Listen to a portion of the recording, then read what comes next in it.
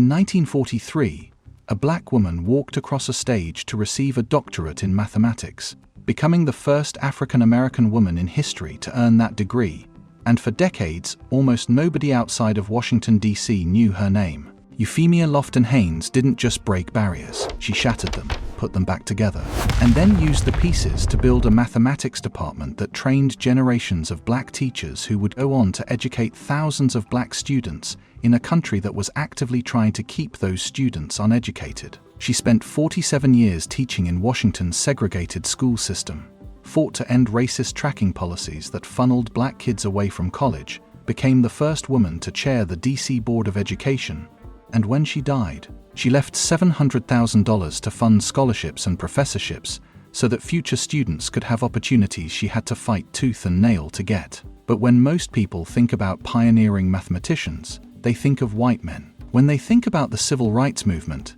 they think of preachers and activists, not mathematicians quietly dismantling segregation from inside the classroom. And that's exactly why Euphemia Haynes' story matters, because her erasure from history wasn't an accident. It was a choice, made over and over again by people who decided that black women's contributions to science and education weren't worth remembering. Let's start at the beginning, because Euphemia's story is remarkable from the day she was born. She came into the world on September 11, 1890, in Washington, D.C., the daughter of William S. Lofton and Lavinia Day Lofton. Her father was a dentist and a successful businessman who invested in black-owned enterprises at a time when most black people in America were still trapped in sharecropping and poverty just 25 years after slavery ended.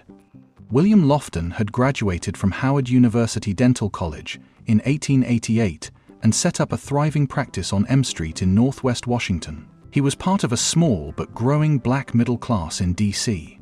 People who had managed to build wealth and stability despite living in a country that was actively hostile to their existence. Euphemia's mother, Lavinia, was a kindergarten teacher and deeply involved in the Catholic Church, which would become a huge part of Euphemia's life as well. This was a family that valued education, faith, and community service, and they raised their daughter to believe she could achieve anything if she worked hard enough, even though the world was going to tell her otherwise at every turn. Euphemia attended M Street High School, one of the first high schools for black students in the entire country. This wasn't just any school. M Street High School, which later became Dunbar High School, was legendary. It was an academic powerhouse that produced some of the most accomplished black intellectuals of the early 20th century.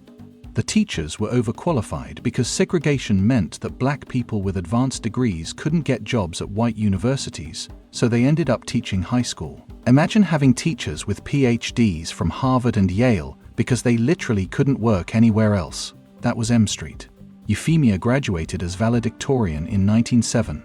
Valedictorian. She was the best student in her class, which tells you everything you need to know about her brilliance and her drive. After high school, she spent 2 years at Minor Normal School, graduating with distinction in 1909.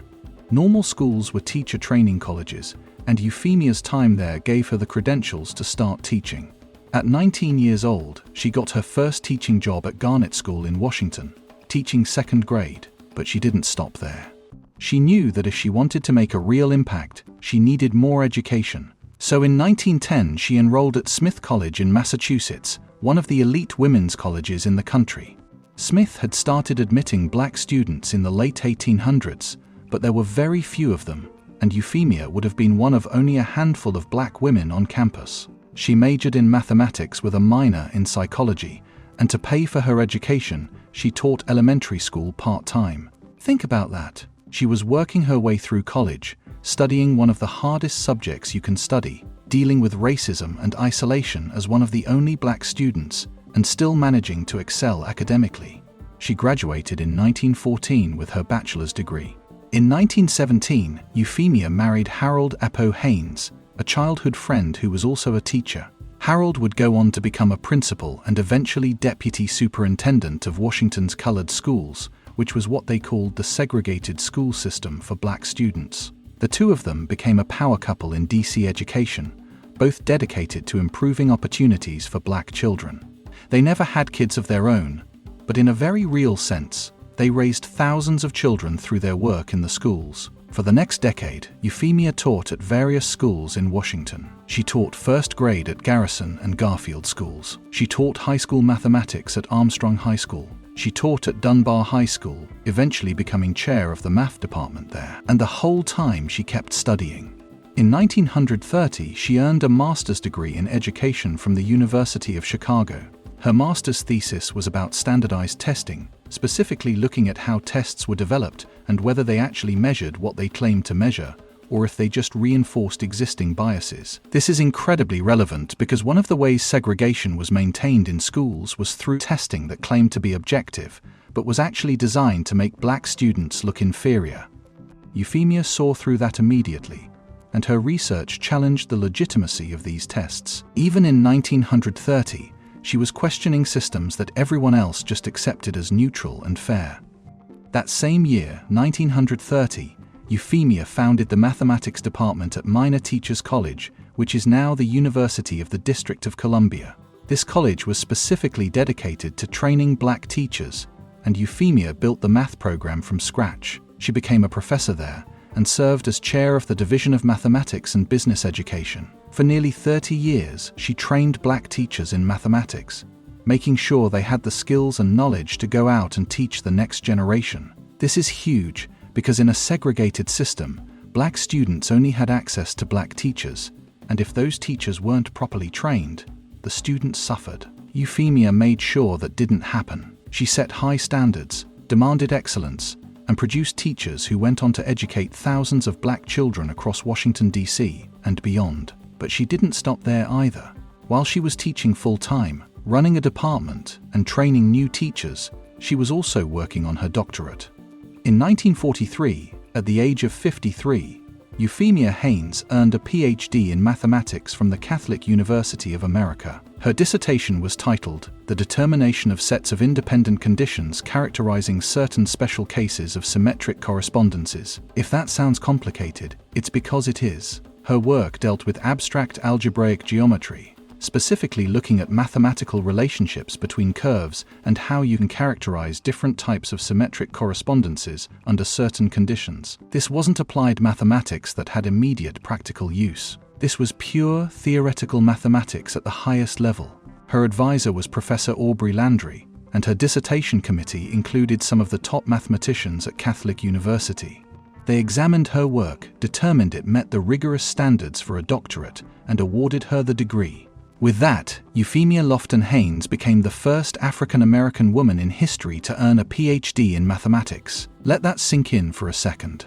In 1943, the United States was still fully segregated. Black people couldn't drink from the same water fountains as white people, couldn't eat at the same restaurants, couldn't go to the same schools. The Supreme Court case Brown v. Board of Education that would declare school segregation unconstitutional was still 11 years away.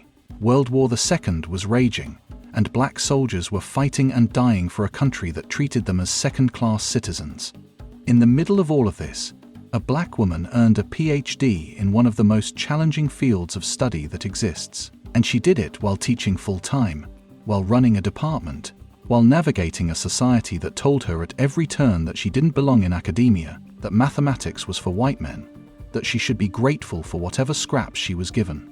But here's the thing that makes Euphemia's story even more remarkable. She didn't get her PhD to become a research mathematician publishing papers in academic journals. She got it so she could be a better teacher and a more effective advocate for her students. Most people who earn PhDs in mathematics go into research or university teaching. Euphemia went right back to the DC public schools. She kept teaching. She kept training teachers. She kept fighting for her students. Because for her, mathematics wasn't about personal glory or academic prestige. It was about giving black children the tools they needed to succeed in a world that was trying to keep them down. After retiring from teaching in 1959, Euphemia didn't slow down. She threw herself into community service and advocacy work. She was president of the Washington Archdiocesan Council of Catholic Women from 1964 to 1966. She served on the board of Catholic Charities. She was involved in the Committee of International Social Welfare, the National Conference of Christians and Jews, the Urban League, the NAACP, the League of Women Voters, and the American Association of University Women. She co-founded the Catholic Interracial Council of the District of Columbia, which fought for racial equality within the Catholic Church. In 1959, she received the Papal Medal, Pro Ecclesia et Pontifice, from Pope John XXIII for her service to the Church and her community. The Catholic Church, despite its own history of racism and exclusion, recognized her contributions. But her most important work came when she joined the DC Board of Education in 1960. In 1966, she became the first woman, black or white, to chair the board, and she used that position to wage war on one of the most insidious forms of educational racism in the country, the track system. The track system was a policy that sorted students into different educational paths based on supposedly objective criteria like test scores and teacher recommendations. Students were placed on either an academic track that prepared them for college or a vocational track that prepared them for manual labor. On paper, this sounds reasonable. In practice, it was a way to keep black students out of college. Black kids were disproportionately placed on vocational tracks, often based on racist assumptions about their abilities and potential. Once you were on a track, you were stuck there. It didn't matter if you improved, if you worked hard, if you were capable of more. The system locked you in. Euphemia Haynes saw this for what it was: segregation by another name. She spoke out publicly, loudly, and repeatedly. She argued that the track system discriminated against black and poor students, that it was based on bias testing, and that it violated the principles of equal education. She encouraged parents to fight back. She rallied community members. She testified before courts. And in 1967, her advocacy contributed to the filing of Hobson versus of Hansen, a landmark lawsuit that challenged the track system in DC schools. The federal court ruled in favor of the plaintiffs and ordered the end of the track system. This was a massive victory, and Euphemia Haynes was at the center of it. She used her position, her credibility, and her voice to dismantle a system that was destroying black children's futures.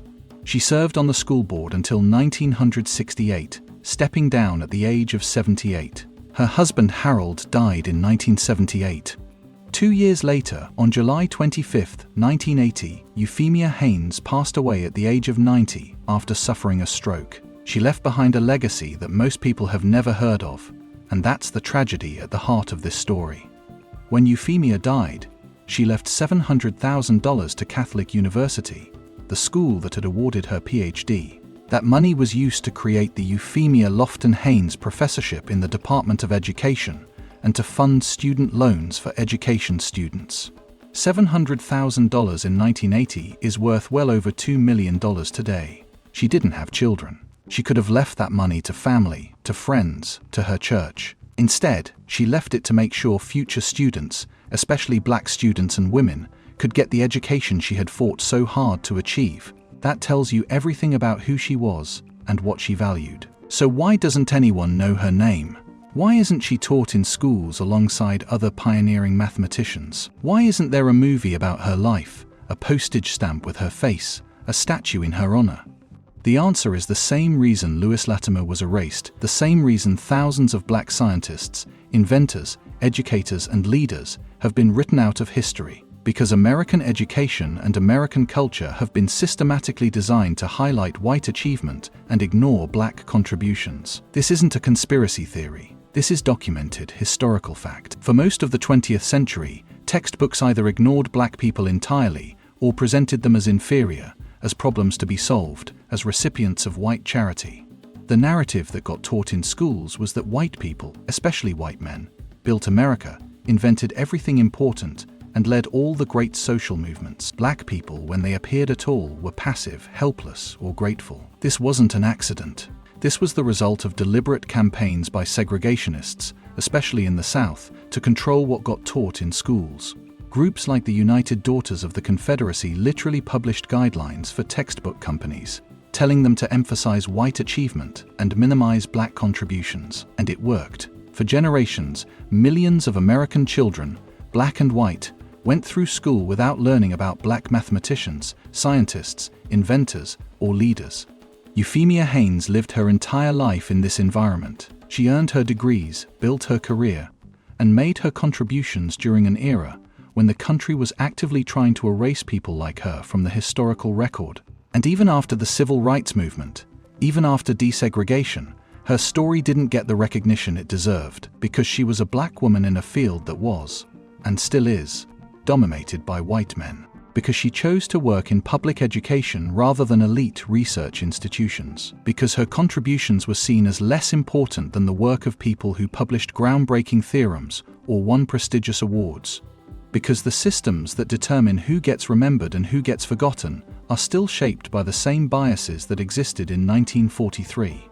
Women in mathematics have always faced erasure. Countless women have made major contributions to math and science only to have their work credited to male colleagues or forgotten entirely. Emmy Noether, one of the greatest mathematicians of the 20th century, wasn't allowed to teach at a university for years because she was a woman. When she finally got a position, it was unpaid.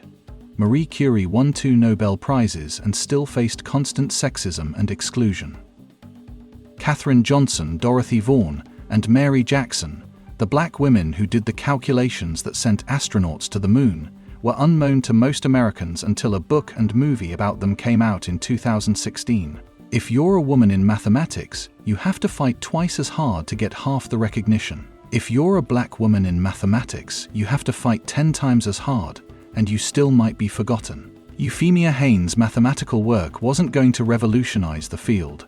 Her dissertation on symmetric correspondences was solid, rigorous, and worthy of a PhD. But it wasn't the kind of groundbreaking research that changes how mathematics is done. But that's not the point. The point is that she earned a doctorate in mathematics in 1943, when almost no women of any race were doing that, and when black women were supposed to be cleaning houses and raising white people's children, not studying abstract algebra. The point is that she used her expertise to train hundreds of teachers who taught thousands of students. The point is that she fought to end racist policies that were destroying black children's futures. The point is that she dedicated her entire life to education, service, and justice, and she did it with excellence, dignity, and faith. In recent years, there's been a slow, grudging effort to recognize her contributions.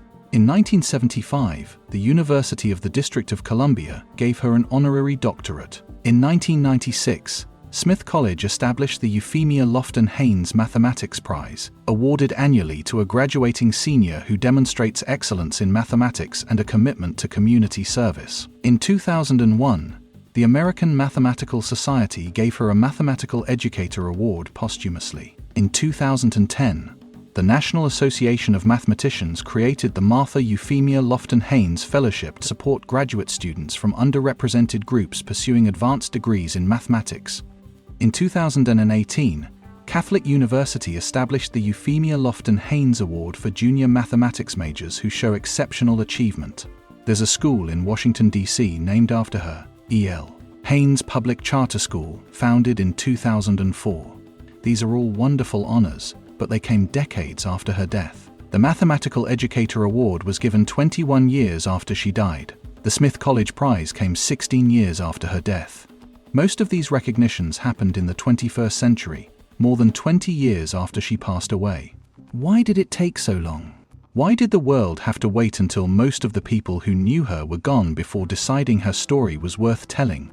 The tragedy is that Euphemia Haynes is just one of countless black women whose contributions to mathematics, science, education, and society have been ignored or minimized. For every Euphemia Haynes we've rediscovered, there are dozens we still don't know about, and hundreds whose names are lost to history forever. Because when you systematically exclude people from education, when you deny them opportunities, when you refuse to acknowledge their achievements, and when you don't write their stories into the textbooks, those stories disappear, and once they're gone, they're almost impossible to recover. Every time a young black girl looks at a mathematics textbook and sees only pictures of white men, she gets a message. The message is that mathematics isn't for people who look like her. The message is that genius and brilliance and achievement belong to other people, not to her. And when that message gets repeated day after day, year after year, in classrooms across the country, it becomes part of how we think about who belongs in mathematics and who doesn't. This is why representation matters. This is why telling these stories matters. Because somewhere right now, there's a young black girl who's good at math, who loves solving problems, who dreams of becoming a mathematician. And she deserves to know that Euphemia Lofton Haynes existed, that she earned a PhD in mathematics in 1943, when the odds were stacked impossibly against her, and that she spent her life using her knowledge to lift up other people. Euphemia Haynes was brilliant, determined, faithful, and committed to justice. She earned the highest degree in mathematics at a time when almost nobody thought a black woman was capable of it. She built a mathematics department that trained generations of teachers. She fought racist policies and won. She served her community in dozens of ways. She gave away her fortune to fund education for future students. And for most of American history, her story was buried, ignored, and forgotten. That's not just unfair. That's a crime against history, against truth, and against all the young people who could have been inspired by her example.